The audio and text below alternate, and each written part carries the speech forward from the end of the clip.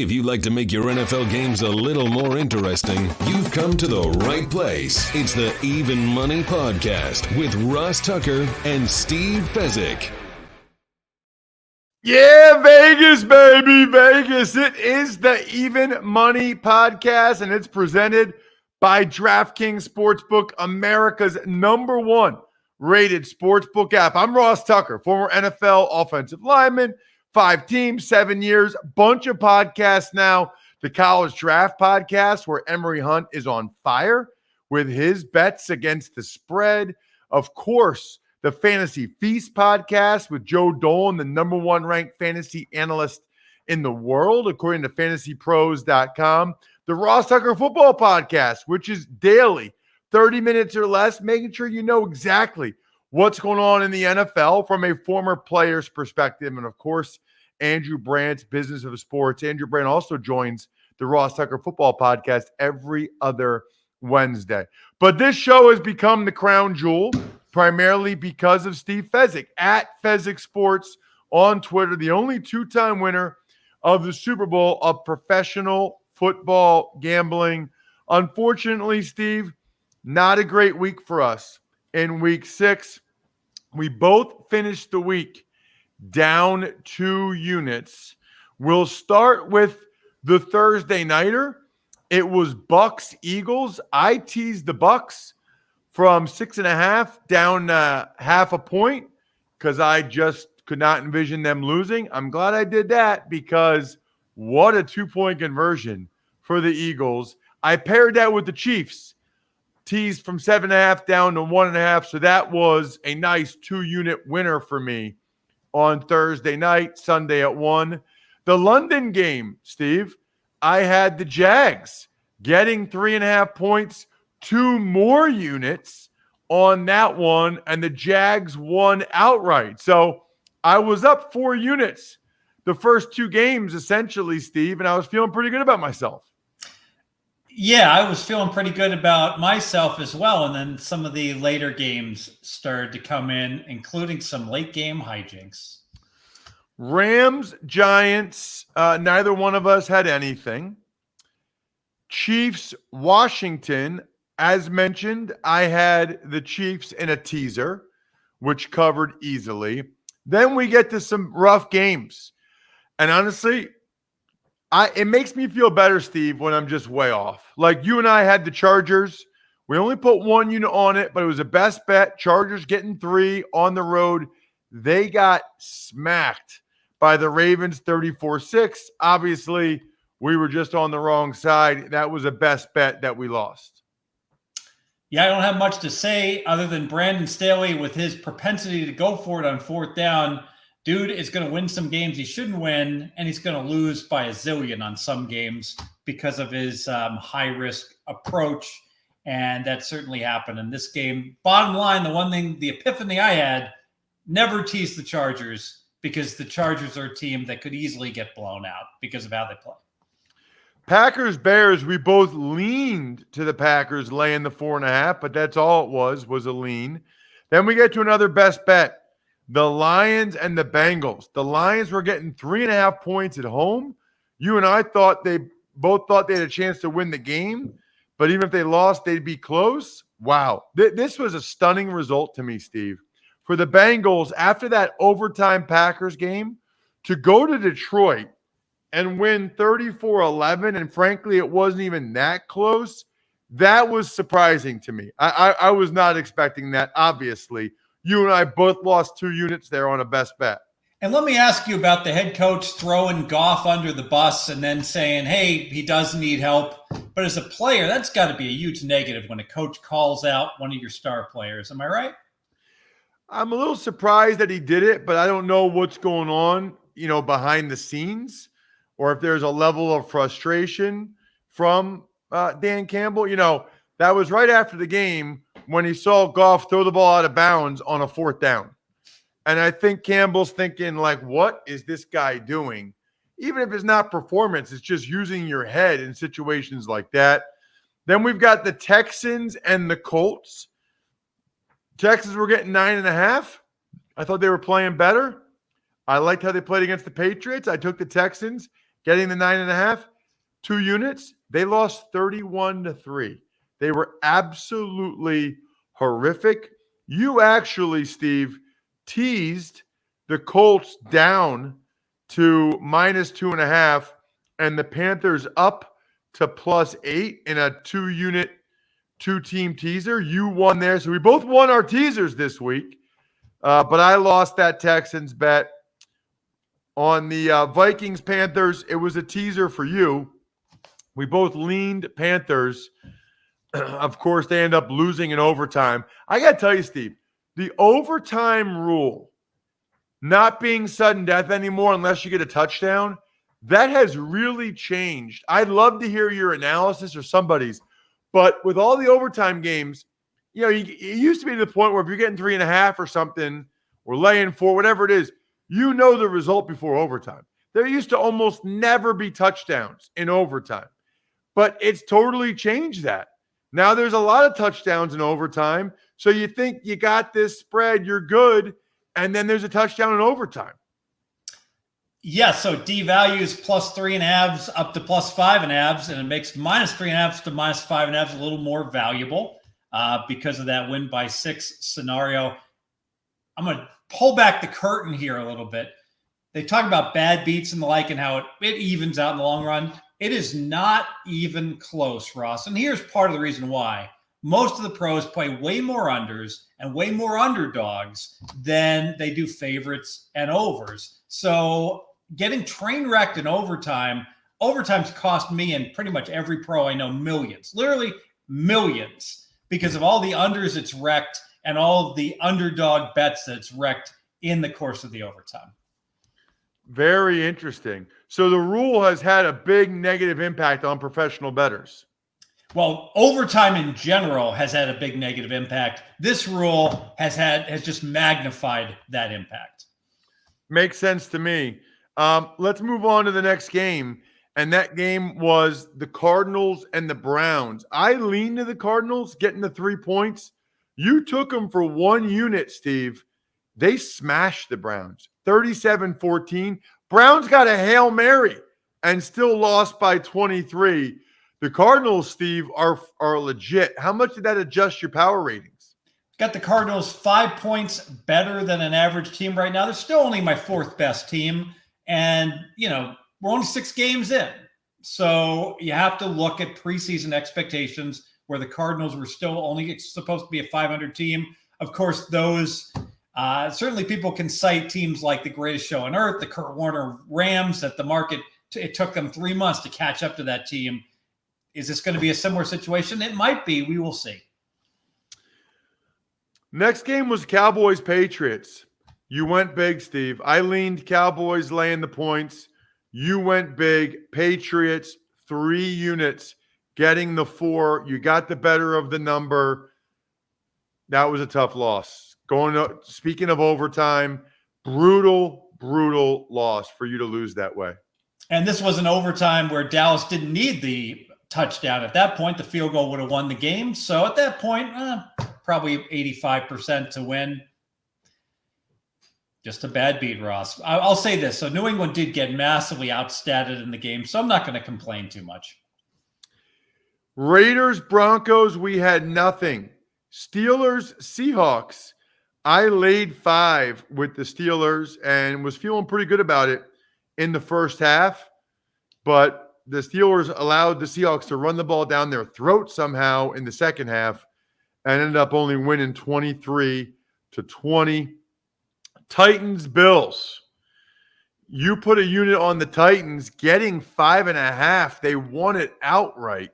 Nice bet there, Steve. So for the week, we were both down 2 units. Year to date, I am down 10 units. You are up 13 units, Steve. And for best bets, we had 2 of them. They both lost. For the year, we have 8 wins, 7 losses, and 1 push on our best bets.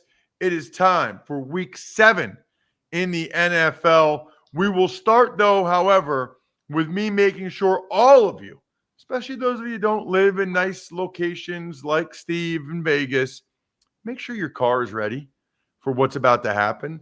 Those of you in the Northwest, the Midwest, Northeast, you know the deal. You know the drill. AutoZone has the right parts and products for you to prep for this coming season. Make sure you got replacement wipers, get new blades, make sure your washer fluid is topped off, make sure all your fluids are topped off, make sure you've got new lights in there or replacement lights to brighten up the road if you have to drive at night a lot like I do after these games. By the way, always replace your headlights in pairs. Don't do one at a time. Stay safe this fall car care month. Visit your nearest AutoZone or head to AutoZone.com to start your job today. Get in the zone, AutoZone. All right, Steve, let's start with Thursday night. The Broncos right now are getting 3.5 points from the Cleveland Browns. Game is in Cleveland, total 42.5. Both quarterbacks injured in this game. I don't know what their status is going to be. I don't know if they're going to be 100% or anywhere close to it.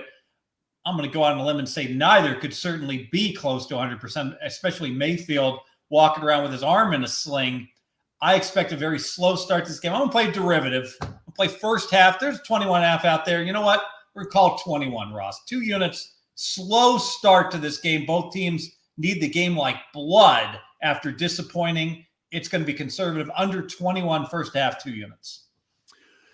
Yeah, I think the Cleveland Browns are just really beat up. I think Baker's shoulder injury is a major issue. They're without their top 2 running backs.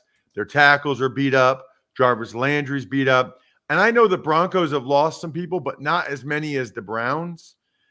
I like the Broncos. I like the Broncos getting the 3.5 points. I think this is a toss-up game, and I don't think Teddy Bridgewater will play as bad as he did against the Raiders. I'm putting 2 units on the Denver Broncos getting 3.5 points. Let's move on. The Packers are laying 9.5 at home against the Washington football team. The total is 48.5, Steve. I actually make this game higher, but I am going to pass this game. I still own you, Mr. Rogers. So obviously that was a game against the Bears he had circled. Now we might get back to, well, let's just get a win and try to stay healthy. So because of that, maybe a little letdown for Green Bay, but Washington isn't very good. Lean to Green Bay teasers down to 2.5, also in the 7-point teasers. I lean Green Bay as well. Washington is one of the biggest disappointments in the NFL. They're surprisingly bad. How about the Jets and the Patriots? Patriots are laying 6.5. The total's 42.5. The game is in New England. Yeah, now I know the Patriots are 2-4, but the Patriots are decent. They're an average team. They've just lost a lot of coin flip games. They already crushed the Jets once. I expect more of the same with them needing this game. Belichick going against the rookie quarterback. So it's going to be 2 bets. I'm going to lay 6.5 for 2 units and a 2-unit 6-point teaser. Going to take the Pats down to -0.5. Just have to win the game. And I'll take the Miami Dolphins from 2.5 up to 8.5. 2-unit teaser as well. 2 best bets for me on this game. Love it. I'm with you on one of them, and that is New England. As a teaser, I'm going to tease them down to -0.5 point, pair them with the Miami Dolphins. So we've got a 2-unit, 2-team teaser there. Same teaser. New England just has to win. Miami has to cover the 8.5 in their game, which we'll get to in a little bit. I would probably lean New England laying the 6.5.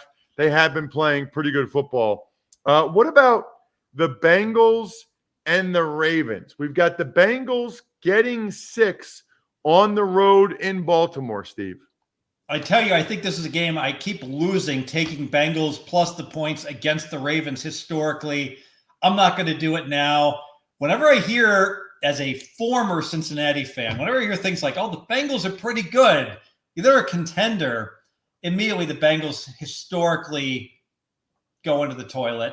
And Baltimore's a bully. They beat up on teams as a favorite. I'll just lean Baltimore, just a lean. So what do you think about this, Steve? I'm thinking I want to tease the Bengals up to plus 12 through key numbers like 7, 10, and 11. I just don't see them losing by that much. They got a pretty good team. They've been playing well. Your thoughts on that? Oh my goodness, Ross. I've got the internet angry at me and the media angry at me. NFL teasers are beatable because you capture like a 28% chance of winning, an extra 28% because you get those key numbers of 3, 4, 6, and 7. Those are called Wong teasers after Stanford Wong, who I used to work with, and I actually taught him about these teasers. But now everybody wants to play teasers that aren't Wong teasers. I agree, 7 and 10 are very important, but 8, 9, and 11 and 12 are all useless numbers. They all land at very small amounts. So if you do the math, the only way the Bengals can possibly have a mathematical edge is if plus 6.5 is a great bet, and then the tease to plus 12.5 might still hold water. It's never right to tease a 6.5 to 12.5. As they say in My Cousin Vinny, unless these are magical points of 7 through 12, and they're not, it just doesn't hold water. You can't do it. Really?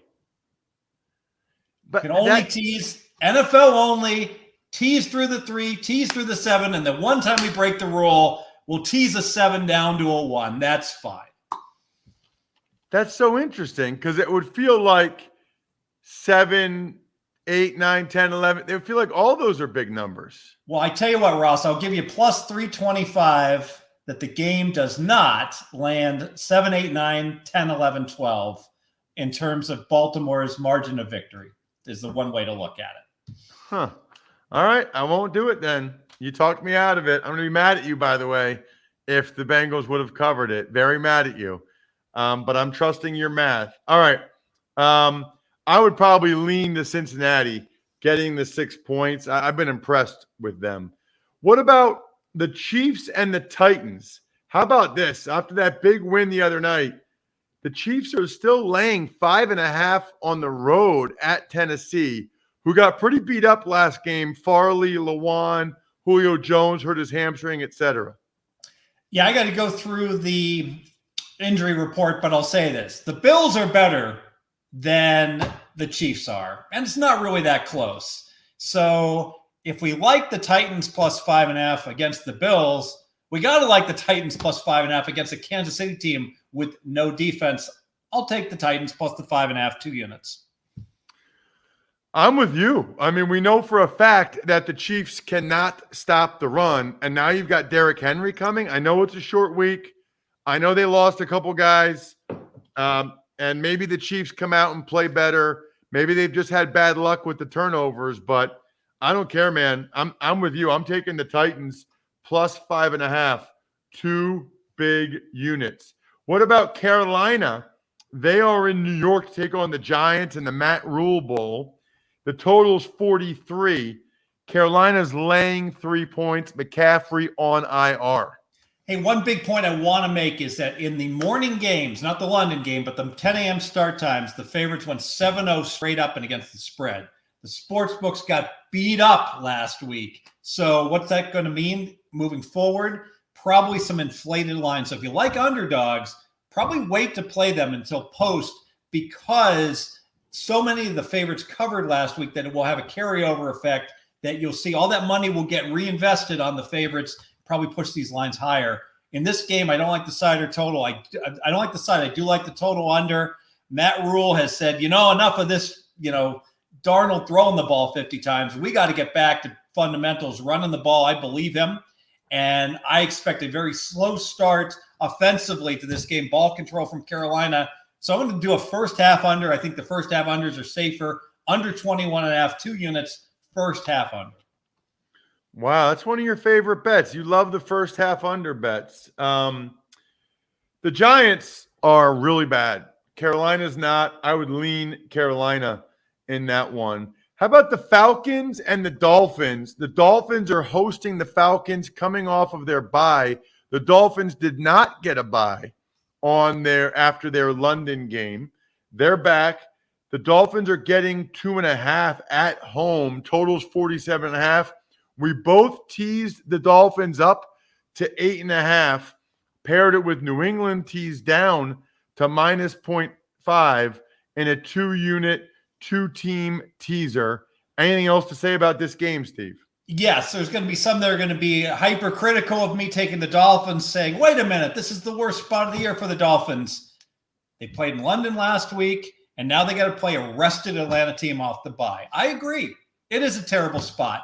And that's why last week on the look-ahead line, we saw that Miami was only laying 2.5 in this game against Atlanta, despite Miami at the time being the better team, because that look-ahead line took into consideration this horrible spot. Now, what's changed? Nothing's changed for Atlanta. They were golfing. Has anything really changed for Miami? Well, dude made 2 55-yard field goals in the London cold, hooking them in, and that's why Miami lost by 3 instead of winning by 3. They really didn't play that badly at all in London. That's enough to flip the favorite from minus 2.5 to plus 2.5. Too much of a line move. Have to look at Miami, even though this spot obviously is bad. What about the Rams laying 14.5 at home against the Lions? Total 50.5 in the Jared Goff, Matthew Stafford Bowl. You know, the Lions have been very good late in games for the most part.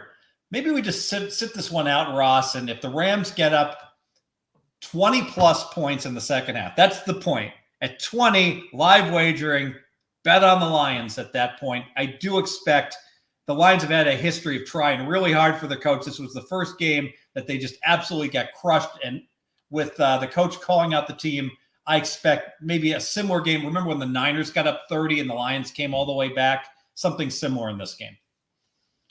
Yep, I would lean to Detroit here, getting the 14.5 for sure. The Eagles are in Vegas, baby. Vegas getting 3 points from the Raiders. Totals 49.5.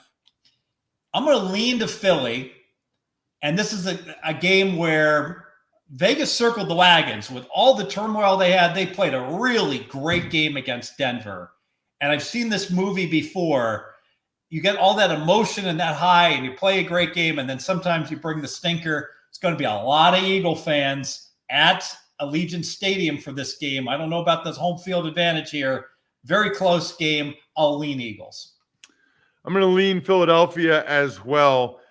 Don't know what to expect, whether it was the short-term bump for the Raiders or if they'll really play like that moving forward. I'm with you. How about the Cardinals laying 17.5 points in an NFL game against the Houston Texans at home? Totals 47.5. So this will be a very popular survivor pick, except some people might be saving Arizona for Christmas week if they map out the rest of the schedule, because Arizona's going to be a big favorite that week as well. But it's hard not to take a 17-point favorite as your survivor pick. I don't know, Ross. I'm not good at picking 18-point dogs. Favorites, I pass. Yeah, I don't like that many points. I would lean I would lean Houston with that many points for sure. What about the Bears and the Bucks? The line's now Chicago getting 12.5. It was 13 when I looked an hour ago. Totals 47.5. What are you thinking, Steve? I'm going to look towards maybe some prop bets in this game. It's really hard for me at 12. It's all matter of in your handicap. The favorite can cover if they want to. Will they be motivated to cover? I don't know. Will the Bears be? The Bears really got the short side of the officiating against Green Bay. All the calls went against the Bears. Because of that, I probably would lean Chicago. Yeah, I'm going to put 1 unit on the Bears. Just 1 unit getting the 12.5. That feels like a lot for a Bears team that I think is playing better. Their O-line's playing better. I'll put just 1 unit on the Bears. That's a lot of points. Before we get to Sunday night and Monday night, I got a bet I really like for Sunday night. I think everybody needs to know, Steve, about overcoming the odds, rewriting the playbook, delivering under pressure. The MVPs of small business lead their teams to victory all year long.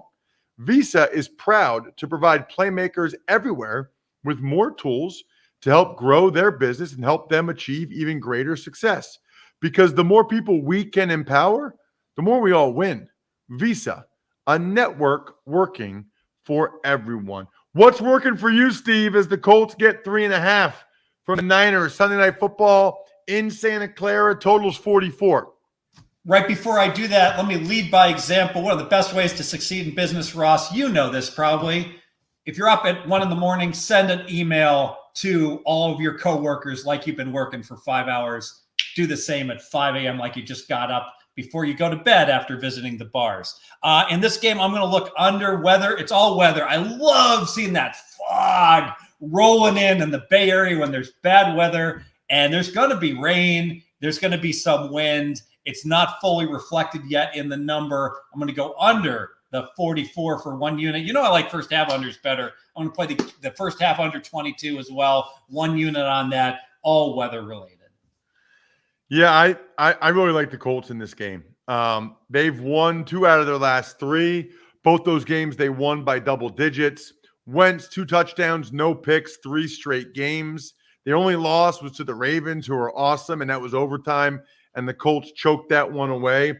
2 units on the Colts getting 3.5 points against the Niners on Sunday night. Last but not least, Geno Smith. Man, who knew that Geno Smith would be Mr. Primetime?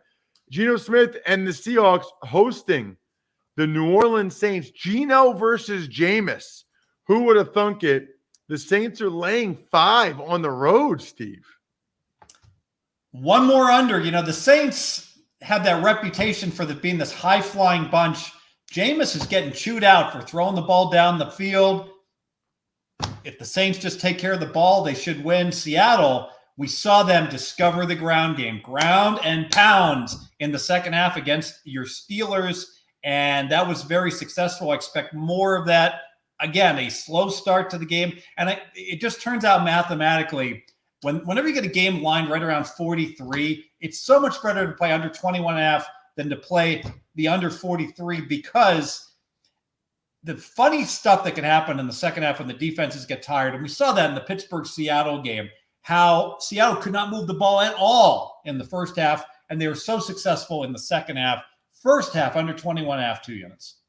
Love it. I like the Seahawks getting the 5 points, 2 units on the Seahawks. I don't know why they think the Saints are that much better than the Seahawks, giving them that many points. Give me Seattle. Give me the 5. Good luck, everybody. Hope you guys win some money. Thanks for listening to the Even Money Podcast. Make sure to also subscribe to the Ross Tucker Football Podcast, The Fantasy Feast, Business of Sports, and the College Draft. All available at Apple Podcasts, rosstucker.com, or wherever podcasts can be found. A lot of times on the show, I mentioned DraftKings. Here's what you need to know. You got to be 21 or older, New Jersey, Indiana, or Pennsylvania only. New customers only. Restrictions apply. See DraftKings.com/sportsbook for details. Gambling problem, call 1-800-GAMBLER, or in Indiana, 1-800-9-WITH-IT. By the way, if what I was talking about included a deposit bonus, doesn't always, sometimes it does. Deposit bonus requires 25 times playthrough, and deposit bonuses are paid out in site credit.